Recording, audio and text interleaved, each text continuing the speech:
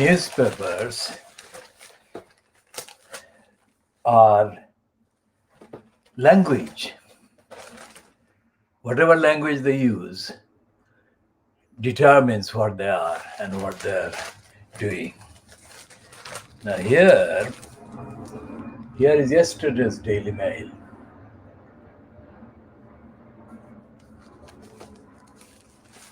And here is the phrase, gun cop. Now, gun cop, the phrase, never implies crime by the gun cop. So, when he kidnapped Sarah Everard, he didn't do that as part of the job. He did that as opposite everything that his job obliged, and he was in employment for in the Metropolitan Police in London. Then he committed rape. Now, we said before any of the Fleet Street even hinted at that. We said that he must have raped her. How many times he raped her is not yet known, but it may come out sometime. Even if he raped her once is too many, once too many, too often, too many times. And then he murdered her, and then he mutilated her body. None of these is anything to do with his being gun cop. Gun cop is a positive propaganda piece, giving the image that they are using the gun, or they're employed to use the gun to save society, safeguard society, to protect society from crimes, criminals like him. So why did the Daily Mail decide to call him gun cop rather than murderer admits? I mean, why didn't they do that? And the answer in this diagnostic analysis of the criminal role-playing Daily Mail is that the Daily Mail is engaged in serial crimes every day, every edition, every item. Like they're parading, the Daily Mail group's parading of the so-called girlfriend or the so-called wife or the so-called partner. These three descriptions have been used about the son of Michael Ashcroft, whose partner, girlfriend, wife killed the black policeman. And instead of describing her as the killer, even manslaughter, which has been the bargained kind of charge, includes the fact that killing was done by the manslaughter charged criminal. And yet they are parading her as if she has won the Olympic or some international game or international kind of contest. They're not calling her the killer. They're not calling her the murderer. And they're not calling her the mistress of the murder victim or the victim of her killing. Because we are suggesting that all the evidence that we are putting together based on the selected and selective publications by the British racist Fleet Street, all these point to the fact that they had an affair or they were in a relationship.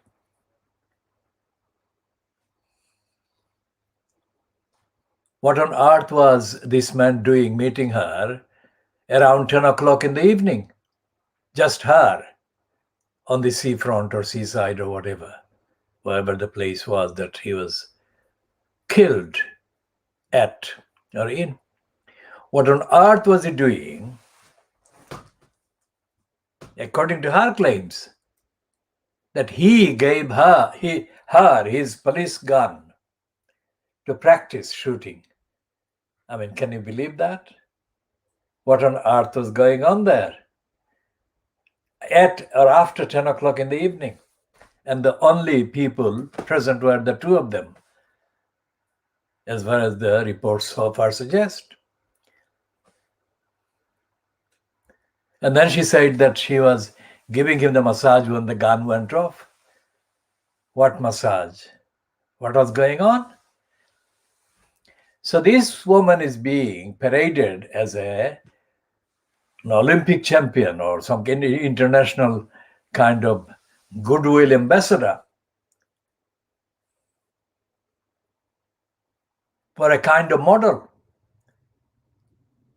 So both of these are being done by the Daily Mail group. Mail on Sunday and the Daily Mail. So this is the diagnostic finding on our part. The Mail, the Daily Mail, the Mail group is a lying perpetration. And nothing the Daily Mail says should be believed.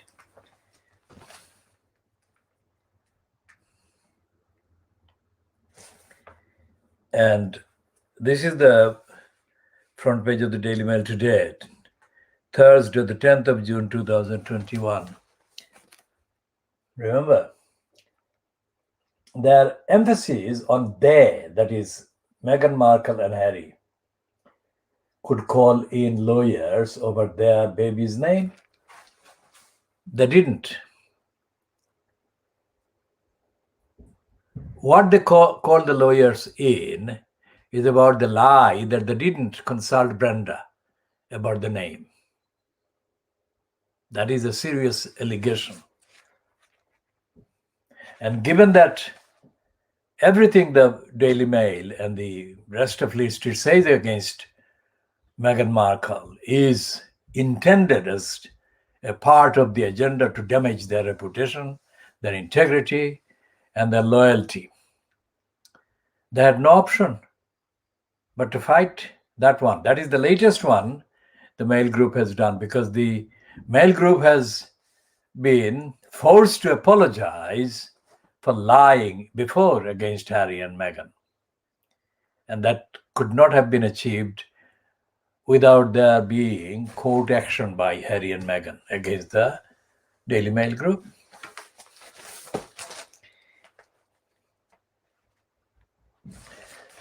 And this criminal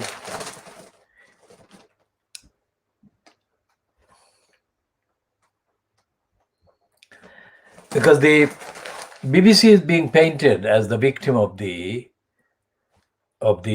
couple. Yet the Daily Mail group has relentlessly attacked the BBC over the Bashir thing. Now, that is absolutely absurd then to say that the BBC was being unfairly targeted by the Meghan and Harry. So that's perpetuating Daily Mail's racist criminality and lying. And the next one,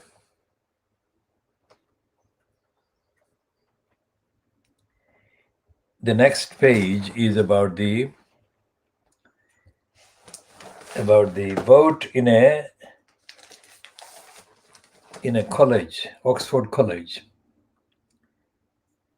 to remove the portrait of Brenda's portrait in the common room.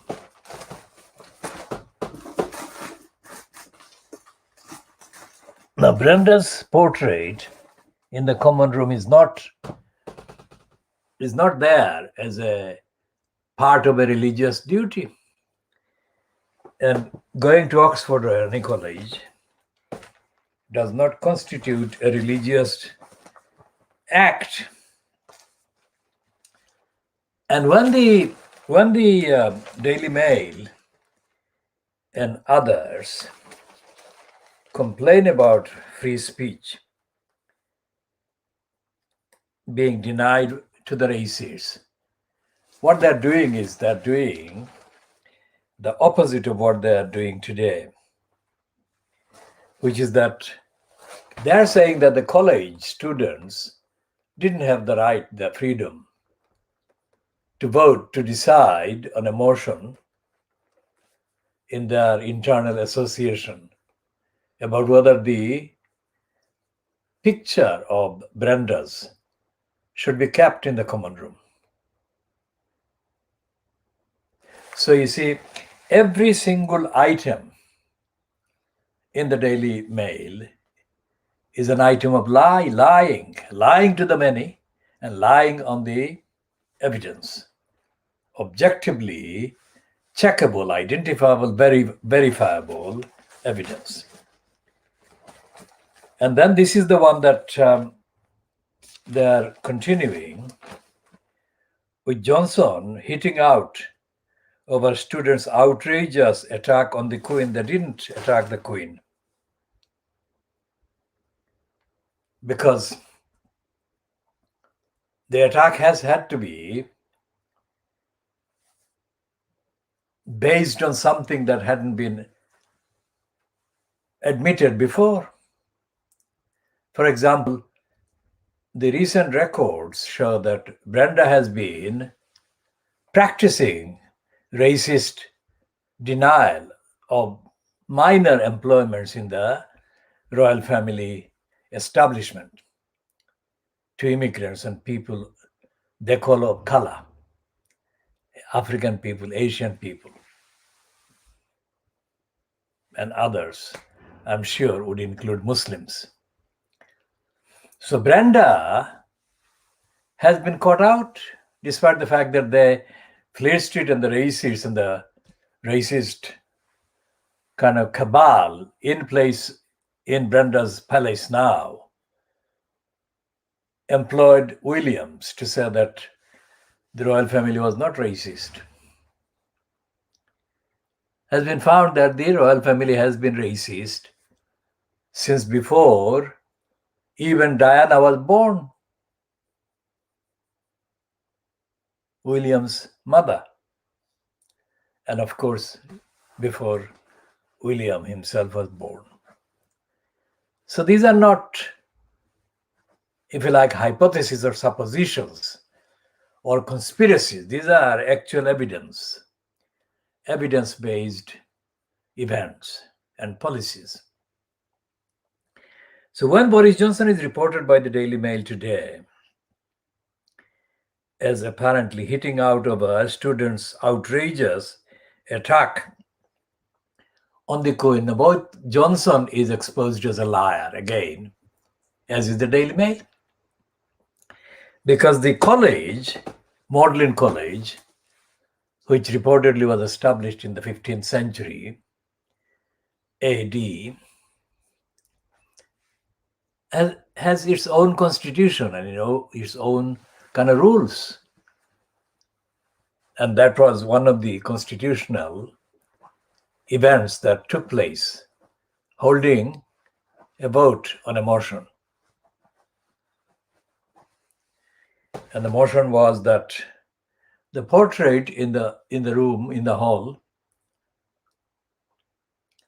of Brenda's should be removed not because they're against Brenda, but because Brenda represents colonialism and racism. And they have got a detailed piece about the current president of that club, the son of an American lawyer. And they're putting the stress on these facts, that he's an American and he's the son of an American lawyer, and that he went to a public, what is the equivalent of the privately paid school system in the USA. None of that is relevant because he didn't get initiated into opposing colonialism because of his father being a lawyer. He must have done that because of his own studies. Now, it's not just the Magdalen College decision to remove the portrait of Brandes from the common room. It's the rising kind of trend in colleges in Oxford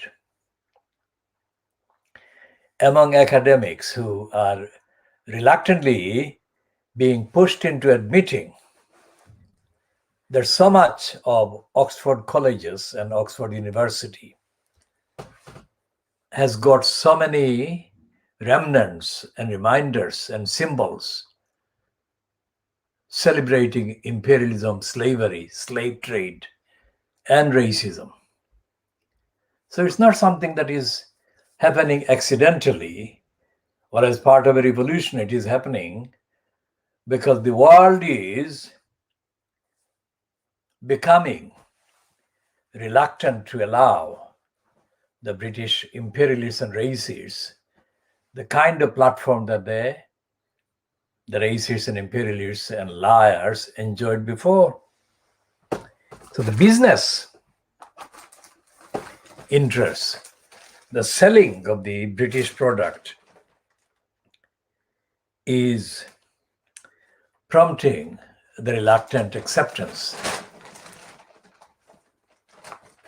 that so much of British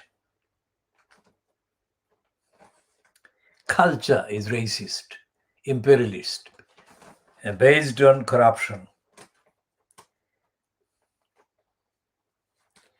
And here is the kind of quotation from the petition, apparently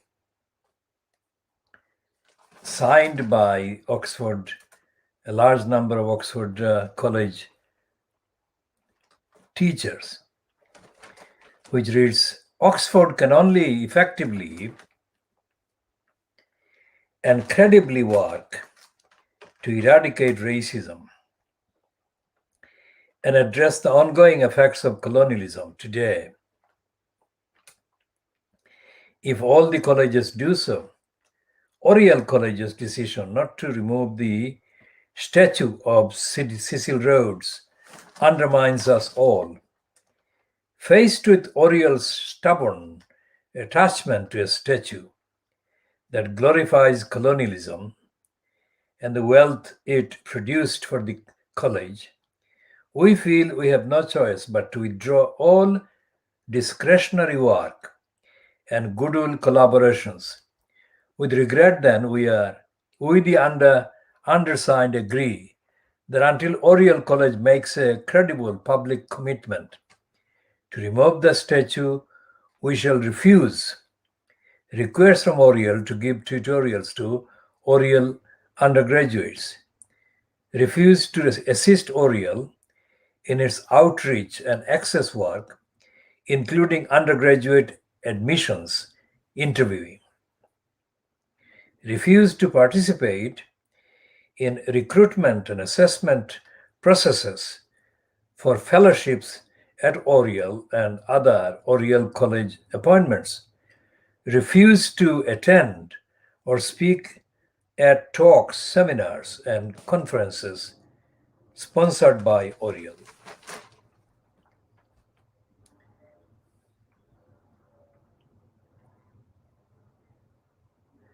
And there is a picture of a demonstration which reads, Rhodes must fall. On top of that, and there is a picture of the Rhodes statue that is the point of the dispute. And the Daily Mail is again abusing language. It is saying that Rhodes triggers Oxford Civil War. It's not civil war at all. It's an admission, confession, recognition of racism. That's not civil war. Oxford University descended into civil war last night after academics urged colleagues to boycott Oriel College over its refusal to remove a statue of Cecil Rhodes. In an unprecedented move, dons led by Professor Kate Tunstall, the head of another Oxford college, called on staff to stop holding tutorials for Oriel students until the monument to the colonialist is removed. So they're accepting that he's a colonialist.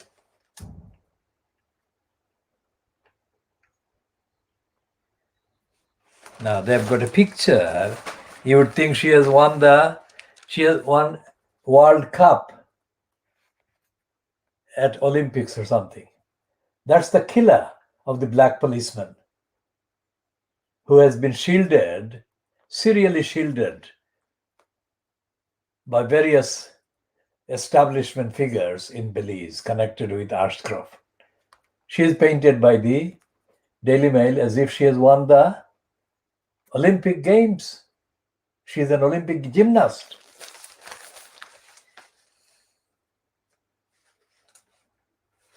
And they're saying they're not connecting her with the murder or the death or the killing of the black policeman. They're saying Ashcroft's son's partner bailed over gun death of Belize police chief.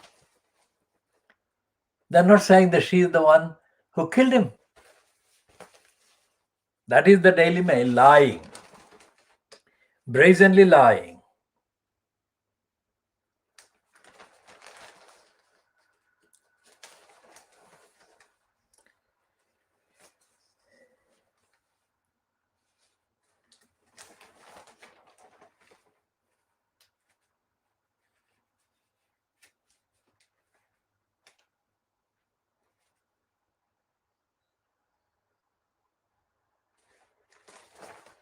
And they've got a piece against Nicola Sturgeon.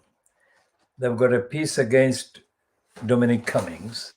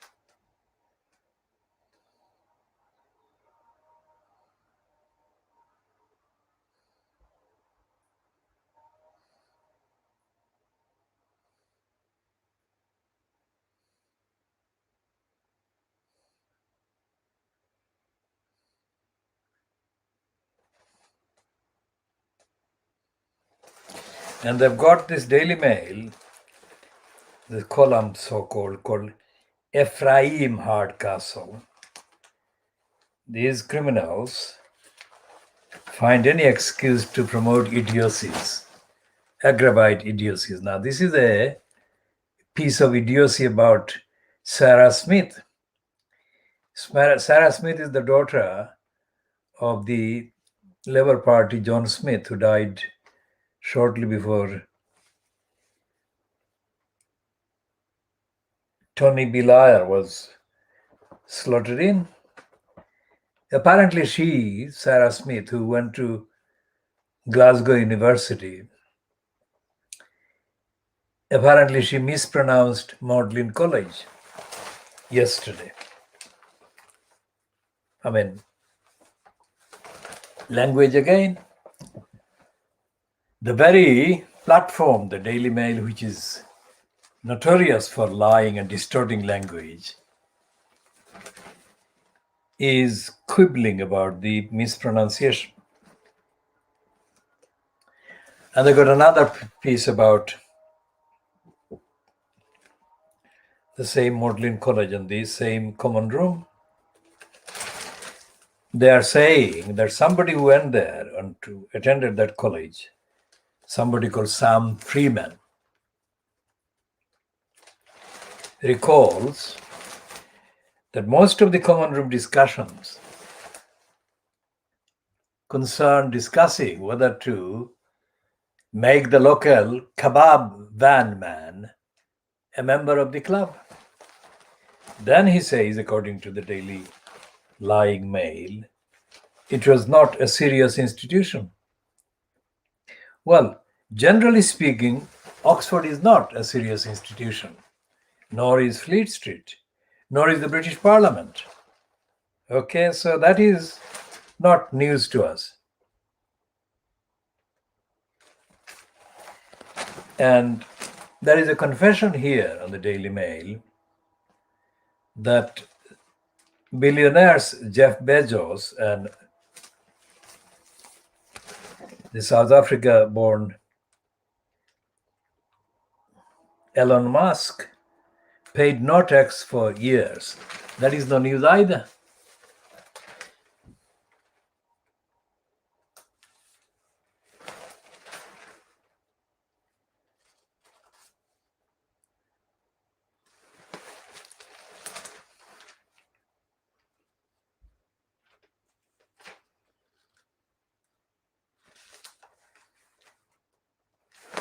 And there is another piece about the attack on the people who oppose racism and colonialism and imperialism, at least in words. This Daily Mail criminals are saying, will Winston Churchill be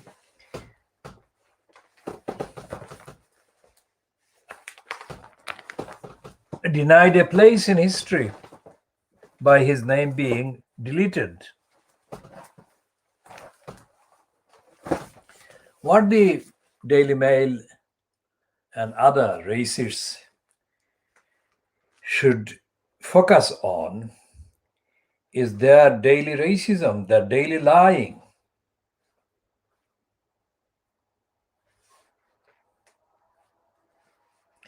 It was only a matter of time before the North American chief executive of the Guardian media group would leave. Annette Thomas, the chief executive of the Guardian media group, has resigned abruptly after losing a power struggle with Catherine Baina, the Guardian's editor-in-chief. Now, the Times disclosed a few weeks ago that there was an internal war going on at the Guardian over the future of the newspaper. And it was only a matter of time before